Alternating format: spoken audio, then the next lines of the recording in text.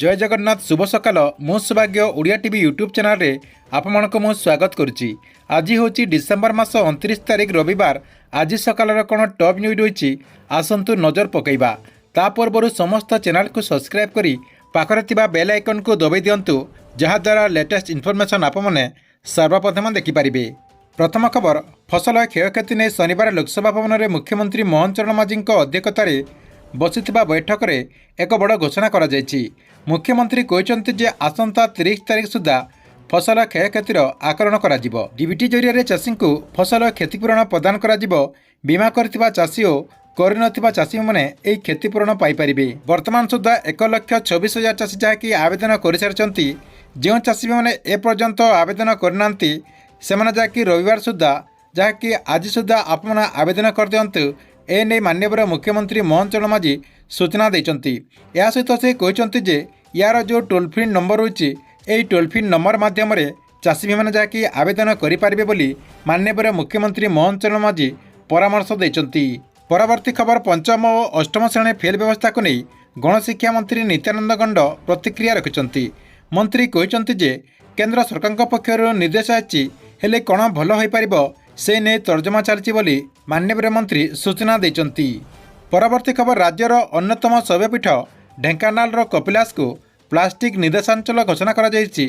जिला प्रशासन पक्षर एने कटकणा जारी करा जायछि। ढेंकानाल उपजिलापाल कार्यालय पक्षर एने विधिबद्ध भाव विज्ञप्ति प्रकाश पाई। कपिलास छकठार कपिलास पीठ पार्किंग स्थल और देवगाँ प्राथमिक स्वास्थ्य केन्द्र पर्यंत यही अंचल को कटकणा अंतर्भुक्त करा जायछि। एही नियम को अमान्य कले 500 टंकार जरिमाना प्रावधान करा जायछि बोली अपडेट रही। परवर्ती खबर उपमुख्यमंत्री अध्यक्षतार माराथन समीक्षा करा जायछि। मंडी बुली देखला पर उपमुख्यमंत्री कनक वर्धन सिंहदेव और राजस्व मंत्री सुरेश पोधारी रायगड़ार चाषी को भेटिचंती एवं तांकर जो समस्या रही सबु समस्या पचारि बुझिचंती। सेहीपरि जिला परिषद सम्मेलन कक्ष में एक जिला स्तरीय समीक्षा बैठक मध्य करिसंती।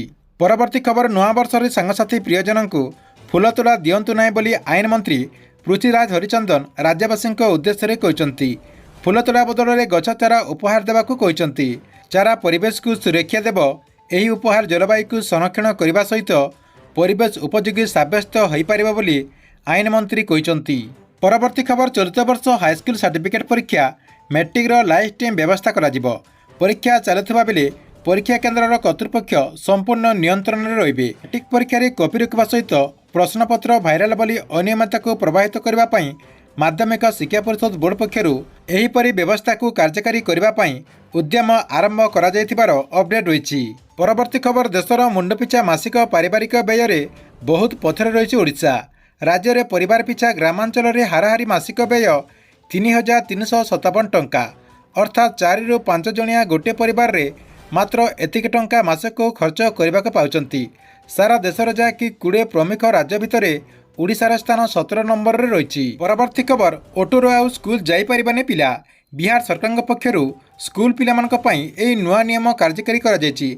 जहाँकि छोट पिला सुरक्षा दृष्टि रखी बिहार परिवहन विभाग पक्षर एही पदक्षेप नि जायछि। दिनक दिन सड़क दुर्घटना वृद्धि पाउथिबारु बिहार परिवहन विभाग पक्षर एही नियम को परिवर्तन करा जायछि बोली अपडेट रही। परवर्ती खबर इग्नो आरंभ करछि नामलेखा प्रक्रिया। इंदिरा गांधी राष्ट्रीय मुक्त विद्यालय इग्नो रे 2025 शिक्षावर्ष पर नामलेखा प्रक्रिया आरंभ हो जायछि। एही नामलेखा प्रक्रिया जनवरी 31 तारिख पर्यंत रहिबो। स्नातक स्नातकोत्तर डिप्लोमा और सर्टिफिकेट प्रोग्राम पर छात्र छात्री माने नाम लेखाई पारिबे बोली अपडेट रही। परवर्ती खबर राशन कार्ड को नहीं बहुत बड़ गोटे सूचना देइचंती खाद्य जोगाण मंत्री कृष्ण चंद्र पात्र। वर्तमान सुधा 40 लाख भूत बा जाल राशन कार्डधारी बाहरी गले। गोटे गोटे जिले में 1 ରୁ 1.5 लाख पर्यंत जाल राशन कार्डधारी बाहरी अपडेट रही। परवर्ती खबर 30 तारिख पर बढ़ शीत। प्रथमे आभ्यंतरीण ओडिशा और पर उपकूल ओडिशा रे खसिब रात्रिर तापमात्रा 2 ରୁ 4 डिग्री सेल्सियस तापमात्रा ह्रास पाइबार संभावना थिबार पूर्वानुमान करछि भुवनेश्वर पाणीपाग केन्द्र। लघुचाप वर्षा पर वर्तमान रातिर तापमात्रा स्वाभाविक ठारू 6 ରୁ 7 डिग्री सेल्सियस रही बोली अपडेट रही। परवर्ती खबर आसुची नुआ वर्ष जनसमुद्र हेब पुरी। एथिपाई पुलिस पक्षर कड़ा सुरक्षा व्यवस्था ग्रहण करा जायथिबार कहिसंती पुरी एसपी विनीत अग्रवाल। दायित्व रे रहिबे 60 प्लाटून फोर्स सीसीटीवी बलय रहिबो श्रीक्षेत्र। ଶ୍ରୀମନ୍ଦିରରେ ଭକ୍ତଙ୍କ ଶୃଙ୍ଖଳିତ ଦର୍ଶନ ଏବଂ ପର୍ଯ୍ୟଟନଙ୍କ ସୁରକ୍ଷାକୁ ଦୃଷ୍ଟିରେ ରଖି ଟ୍ରାଫିକ୍ର ସୁପରିଚାଳନାକୁ ଗୁରୁତ୍ୱ ଦିଆଯିବ ବୋଲି ଅପଡେଟ୍ ହୋଇଛି। ପରବର୍ତ୍ତୀ ଖବର, ୟୁଜିସି ନେଟ୍ ପରୀକ୍ଷା ପାଇଁ ଡିସେମ୍ବର 2024 କାର୍ଯ୍ୟସୂଚୀ ଜାରି କରାଯାଇଛି। ଜାନୁଆରୀ 3 ତାରିଖରୁ ଆରମ୍ଭ ହୋଇ ଏହି ପରୀକ୍ଷା 16 ତାରିଖ ପର୍ଯ୍ୟନ୍ତ ଚାଲିବ। 85ଟି ବିଷୟରେ କମ୍ପ୍ୟୁଟର ବେସ୍ଡ ବା ଡିବିଟି ମୋଡ୍ରେ ଏହି ପରୀକ୍ଷା କରାଯିବ ବୋଲି ଅପଡେଟ୍ ହୋଇଛି। ପରବର୍ତ୍ତୀ ଖବର, ଆଗାମୀ ଦିନରେ ରାଜ୍ୟରେ ବଢ଼ିପାରେ ମଦ ଦର ବୋଲି ଆବକାରୀ ମନ୍ତ୍ରୀ ପୃଥ୍ୱୀରାଜ ହରିଚନ୍ଦନ ସୂଚନା ଦେଇଛନ୍ତି।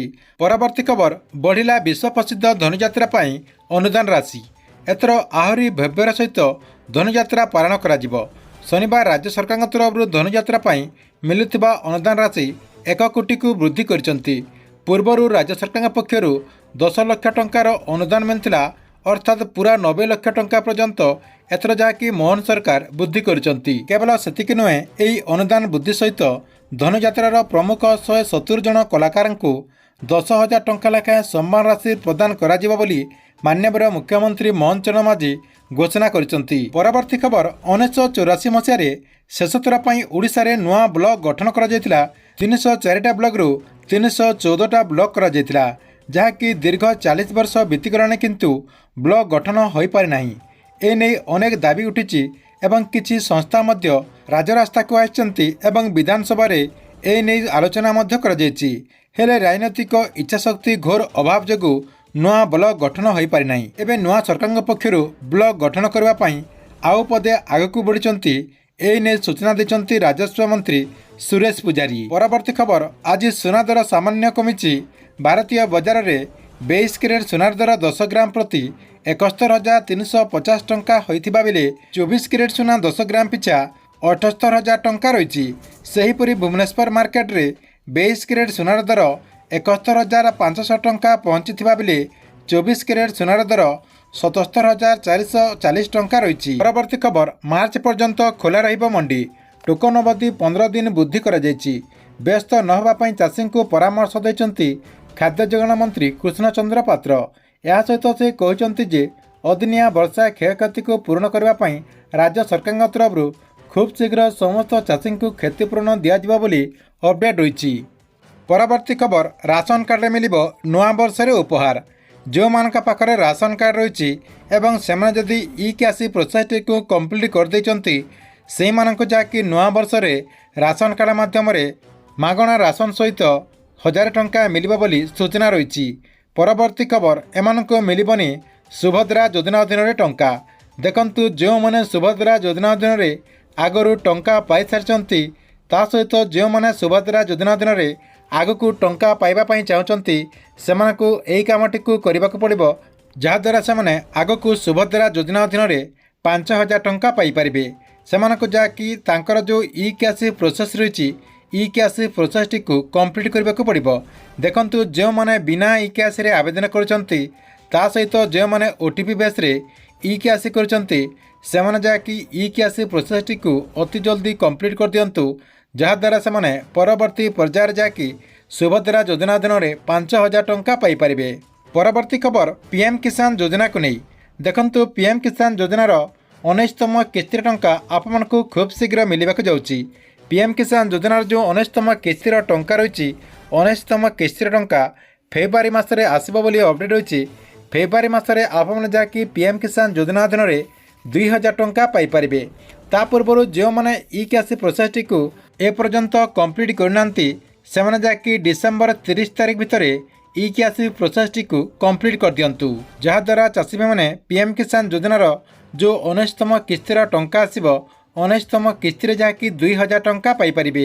ଏହା ସହିତ ଦେଖନ୍ତୁ, ଯେଉଁମାନେ CM କିଷାନ ଯୋଜନା ଅଧୀନରେ ଟଙ୍କା ପାଉଥିଲେ ଏବଂ ଆପଣ ଯଦି PM କିଷାନ ଯୋଜନା ଅଧୀନରେ ଟଙ୍କା ପାଉନଥିଲେ, ସେହି ଚାଷୀମାନେ ଯାହାକି PM କିଷାନ ଯୋଜନା ଅଧୀନରେ ଏଥର ଟଙ୍କା ପାଇପାରିବେ।